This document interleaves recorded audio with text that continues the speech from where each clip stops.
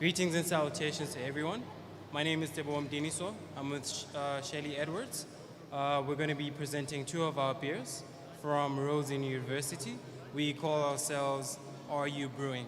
So the first beer that we're going to showcase today is called the Regalian Wild Thing, which is an African mild. Shortly, if you guys really know Umboti, that's pretty much it. So pretty much the Reglan Road is the entry and exit point to Makanda, and every student of Rhodes University and the local community has traveled that road, and we hope to export our experience through the Reglan Road, where we all pretty much showcase the talent that is the brewing industry that is in Makanda. The Regalian is a company dealing with its name, as well as pretty much the talent that it has as a brewing company. So the yeast is sourced from pineapples. It is inoculated from the malt extract. It is incubated at room temperature for 3 days. Shortly put,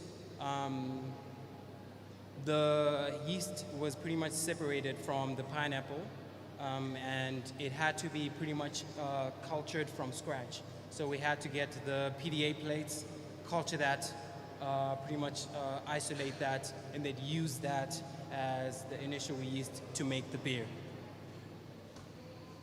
So for the yeast wrangling, pretty much it's the yeast sourced from pineapples, inoculated into malt extract, as I said, and it was incubated for 3 days, and it was pretty much used. The guy in the picture is Piwo, and he pretty much couldn't be there. He couldn't be here because he is currently in Washington, D.C. So the grains that were used were locally sourced. They were sourced in Grahamstown, Buford Street. The mashing temperature was between 65 and 68. And the decoction method of maintaining the temperature was pretty much the same. And then we had the overnight acid rest as well. So the boiling flavor was the African queen hops. We used buchu and hibiscus to pretty much optimize the umkomoti flavor. And then what we did next was for the fermentation and bottling, we added white sugar, because we usually know that for bottling, people use carbonation tablets. But this time we pretty much used the white sugar at the end of the day.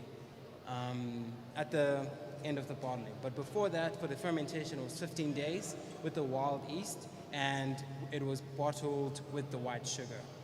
And the other beer that we made, pretty much of a few technical difficulties, we couldn't have the other slide, was the Umbre Ale, which is called the Hazy IPA.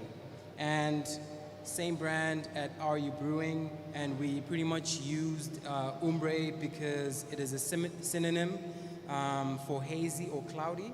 It comes from the Latin word umbra, which basically means shade or shadow. The cloudiness is the center of that American IPA. The hops is used in our beer. It is responsible for its bitterness and overall taste.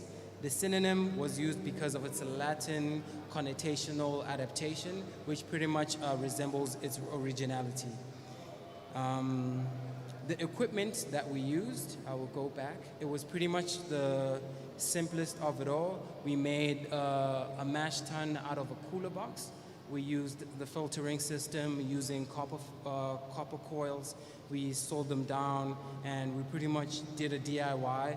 And then for the fermentation, we pretty much bought the 25-liter fermentation bucket and added the yeast, used iodophore for the antimicrobial substrate, and pretty much went to town. The challenges that we had, apart from the one that I mentioned, is the equipment acquisition, because we had to pretty much decide what type of flavor our beer had to be, the ingredients.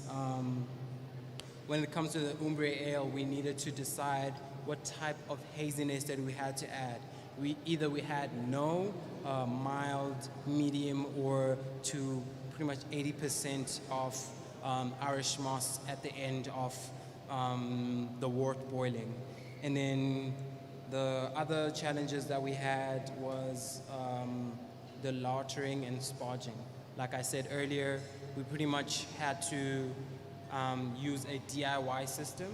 So what happened was, which is pretty funny, it broke.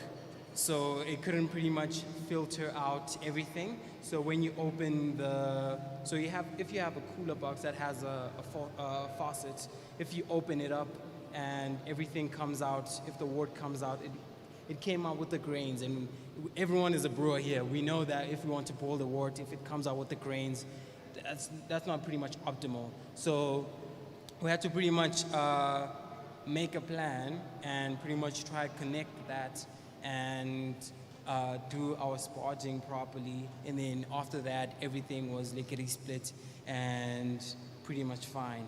And the yeast for the IPA that we used was from the Lallemand breweries, the New England American Ale East Coast Ale yeast, which pretty much has which pretty much has the tropical units, the red apple neutral flavors, and some basil green apple acidic and alcoholic baselines.